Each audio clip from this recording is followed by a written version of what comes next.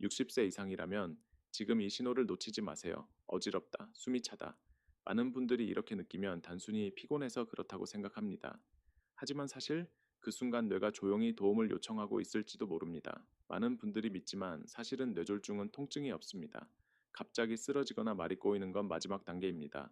그 전에 살짝 어지럽다, 숨이 좀 가쁘다. 바로 그 미세한 순간이 뇌졸중의 전조 증상일 수 있습니다.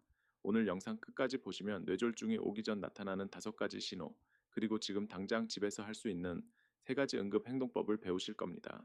지금 시청자 여러분은 어느 도시에 계신가요? 댓글로 남겨주세요. 혹시 가족 중에 어지럼증으로 고생하시는 분이 있다면 이 영상을 함께 공유해 주세요. 그 한 번의 공유가 누군가의 생명을 구할 수도 있습니다.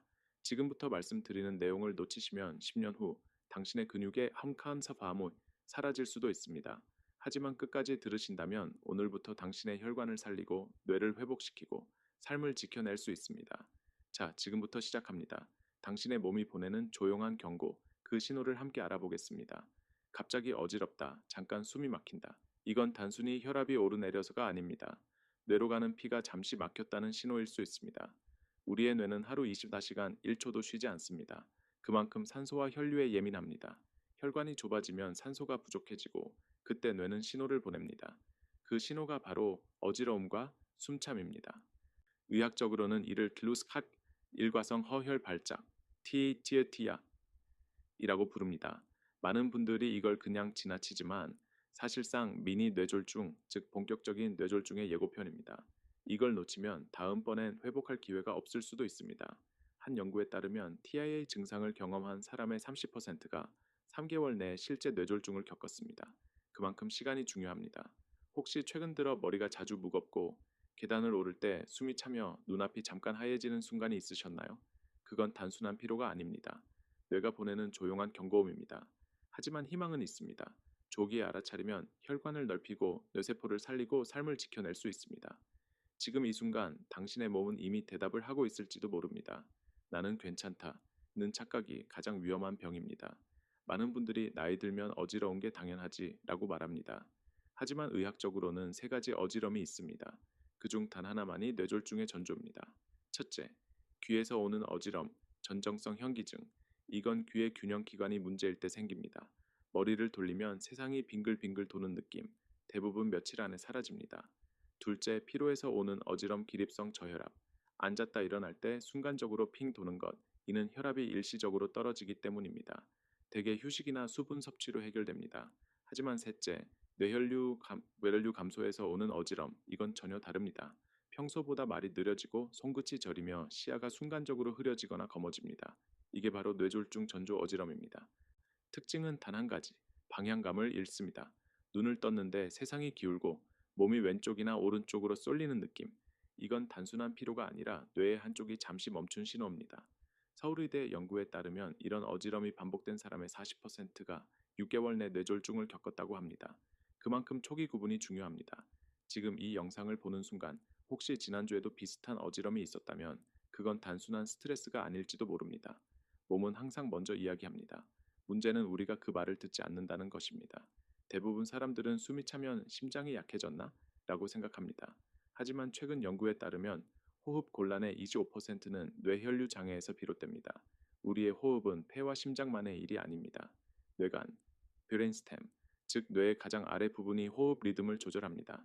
이 부분에 피가 충분히 공급되지 않으면 심장은 멀쩡해도 숨이 막히는 느낌이 생깁니다. 이런 현상은 특히 새벽 시간에 자주 나타납니다. 자다가 갑자기 숨이 차서 깬 적 있으신가요? 그게 바로 뇌간 허혈의 초기 신호일 수 있습니다. 어떤 분들은 이를 단순한 불안이나 수면 무호흡으로 착각합니다. 하지만 차이점은 분명합니다. 수면 무호흡은 코골이와 함께 오지만 뇌허혈은 코골이 없이 찾아옵니다. 갑자기 숨이 턱 막히고 머리가 텅 빈 느낌, 그게 바로 뇌가 보내는 신호입니다. 한 일본 연구에서는 이런 증상을 방치한 사람 중 3명 중 1명이 1년 내에 손해 또는 뇌간 뇌졸중을 겪었다고 합니다. 숨이 차면 폐를 의심하기 전에 한 번만 혹시 뇌 때문일까 물어보세요. 그 한 번의 의심이 생사를 가를 수도 있습니다. 몸은 항상 힌트를 줍니다. 숨이 찰 때 그건 단순히 공기가 모자란 게 아닙니다. 뇌가 나 힘들다 라고 조용히 말하고 있는 겁니다.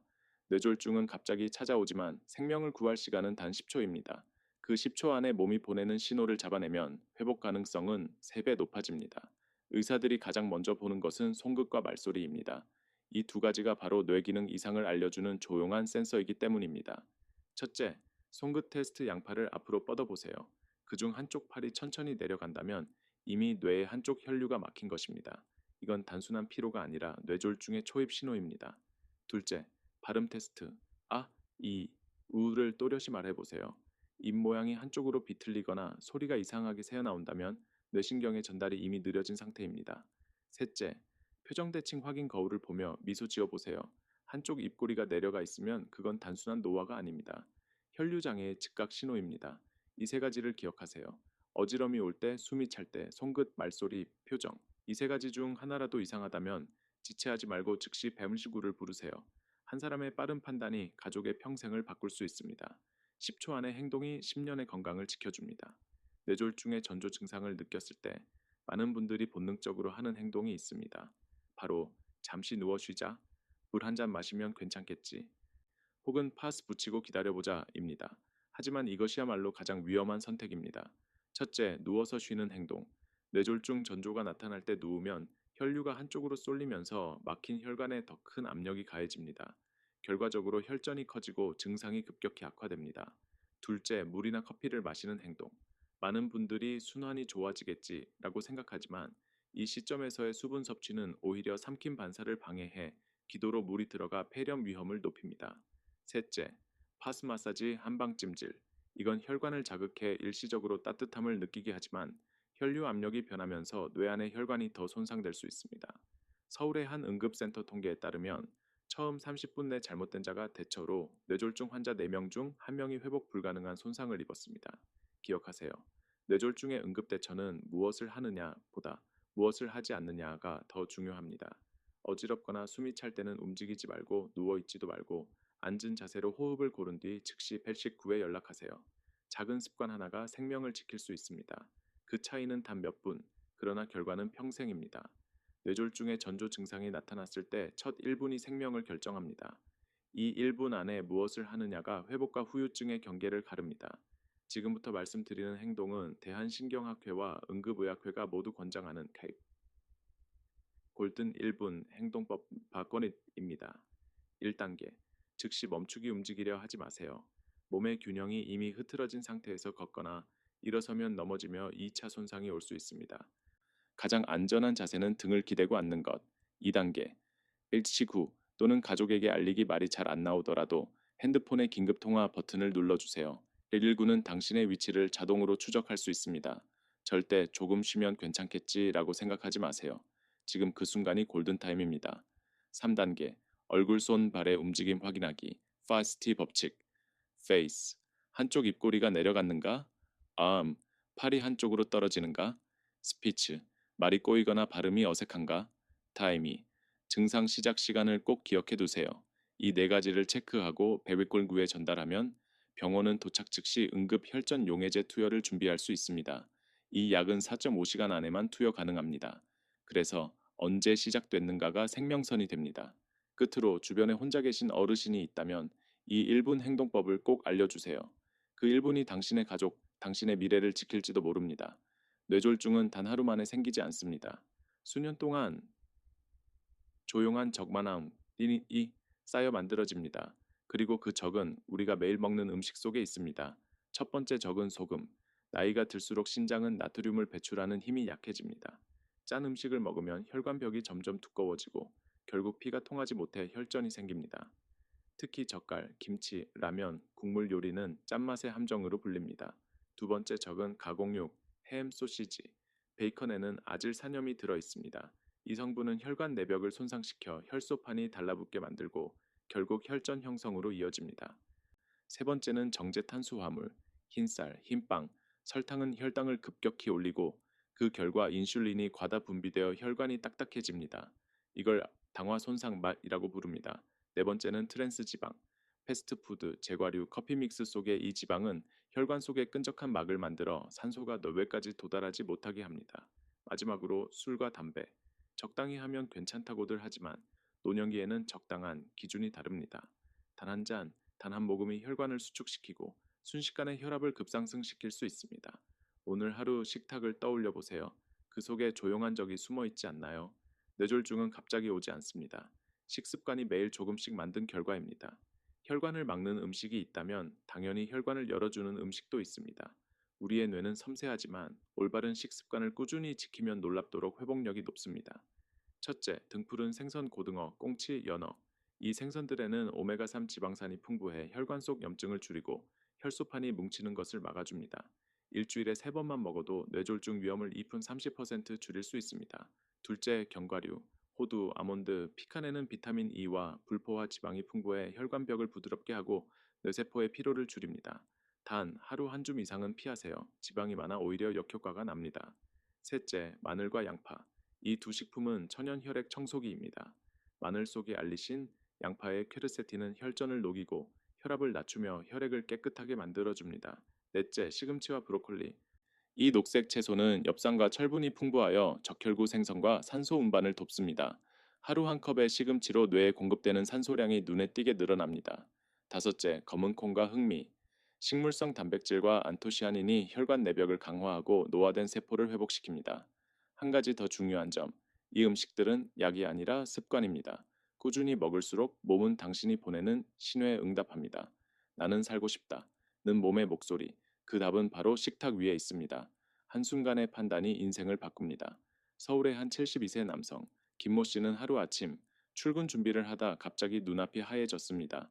어지럽고 말이 잘 나오지 않았지만 잠시 누우면 괜찮겠지 라며 침대에 누웠습니다. 10분 후 아내가 발견했을 때는 이미 오른쪽 팔다리가 움직이지 않았습니다.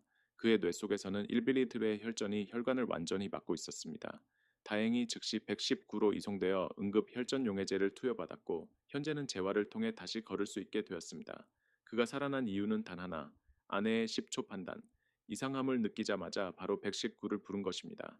반면 비슷한 시각 같은 동네의 또 다른 환자는 조금 쉬면 낫겠지 하며 30분을 미뤘습니다. 병원 도착 시각은 증상 발생 후 5시간 뒤 이미 치료 가능한 시간을 넘겼습니다. 결국 그는 왼쪽 팔의 감각을 잃었습니다. 이 두 사람의 차이는 단 10초였습니다. 그 10초가 생명과 회복의 갈림길이었습니다. 혹시 지금 당신의 부모님, 배우자 혹은 본인이 최근 들어 어지럽고 숨이 차고 말이 꼬인다 느끼신다면 지금 이 영상을 끝까지 보세요. 그 10초의 배움이 당신의 내일을 바꿀 수 있습니다. 뇌졸중은 끝이 아닙니다. 그것은 두 번째 인생이 시작되는 신호이기도 합니다. 수많은 환자들이 처음에는 절망합니다.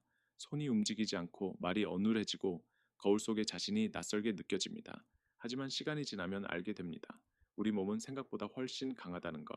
경기도에 사는 68세 박모 씨는 왼쪽 팔과 다리를 전혀 쓰지 못한 채 병원에 실려왔습니다.